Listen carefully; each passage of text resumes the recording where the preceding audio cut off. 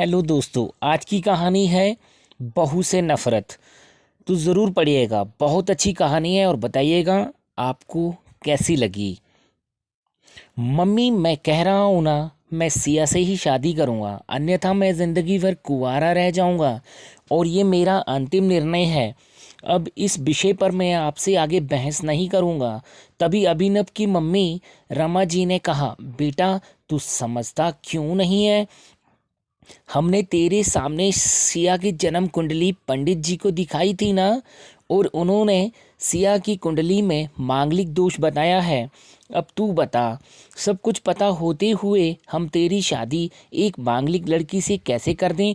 तू जानता नहीं कि मांगलिक दोष वाले की जीवन साथी की मौत जल्दी हो जाया करती है। इसलिए तुझे मैं समझा रही हूँ, तू भूल जा सिया को। रमा जी ने अभिनव को बहुत समझाया, पर अभिनव का कहना था कि जब मैंने सिया से प्यार किया था तब मैंने उसके साथ प्यार करते हुए जन्म कुंडली का मिलान नहीं किया था, ना ही मैं इन मिलानों को मानता हूँ। इसलिए अब बस मैं शादी करूँगा तो सिर्फ सिया से, और ये मेरा आखिरी फैसला है।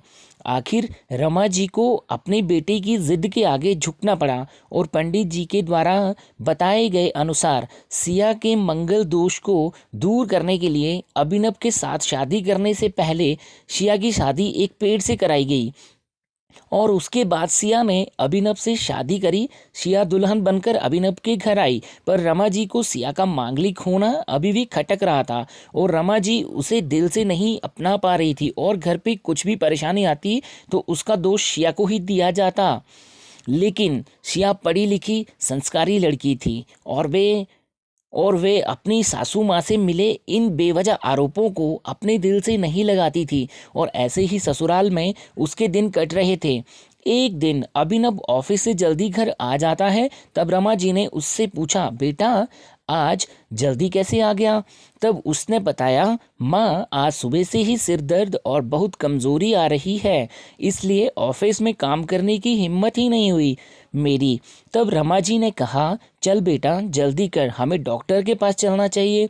तब अभिनव और रमा जी डॉक्टर को दिखाने गए। डॉक्टर को दिखाने के बाद मालूम पड़ा कि अभिनव को पीलिया हो गया है, और दोनों जैसे ही घर लौटे रमा जी ने घर को सिर पे उठा लिया और कहने लगी, जब से ये लड़की हमारे घर में आई है तब से हमारे घर में परेशानी और बीमारियां भी साथ में लेकर आई है।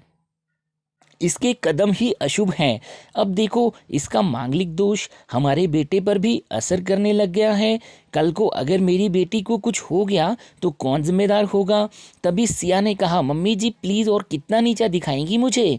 आज तक मैं चुप रही क्योंकि पापा ने यही सिखाया कि बड़ों के आगे ससुराल में जवाब मत देना, पर आज तो आपने हद ही कर दी है।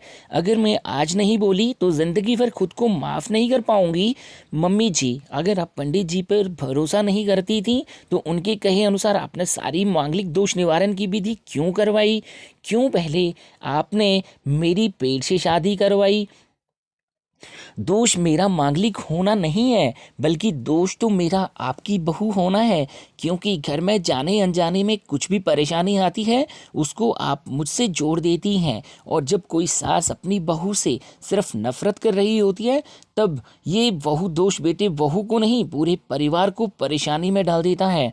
और इस बहू दोष से मुक्ति भी सिर्फ सास ही दिलवा सकती है।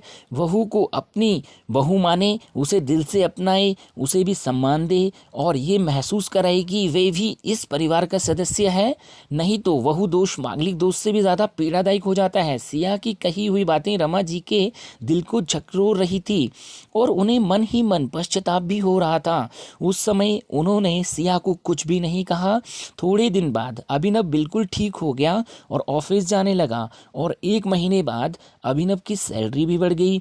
तब उसने घर आकर इसका श्रेय सिया को दिया, तो रमा जी बोली, हाँ सही है, तू तो सारा श्रेय बहू को ही देगा। तेरी माँ का आशीर्वाद भी तो तेरी प्रगति के पीछे रहता है तेरे साथ।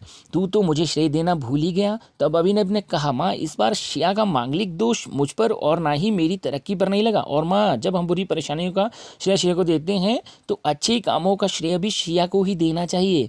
तो इसलिए आज का सारा श्री सिया को जाता है। अभिनव ने हंसते हुए कहा। तब सिया बोली, अभिनव तो क्या तुम भी मुझे ऐसा समझते हो? तब अभिनव ने कहा, नहीं सिया, बिल्कुल नहीं, बल्कि मैं तो माँ को ये समझाना चाह रहा हूँ कि सुख दुख हमारे जीवन का हिस्सा है और कभी जीवन में खुशियाँ आती हैं तो कभी गम भी आते हैं। इसके लिए हमें परिवार के सदस्य या अपनी बहू को दोष देना उचित नहीं है। तभी रमा जी बोली, बेटा सही कह रहा है तू, तेरी तरक्की ही बहुत है मुझे इस झूठे दोषों से बाहर निकालने के लिए।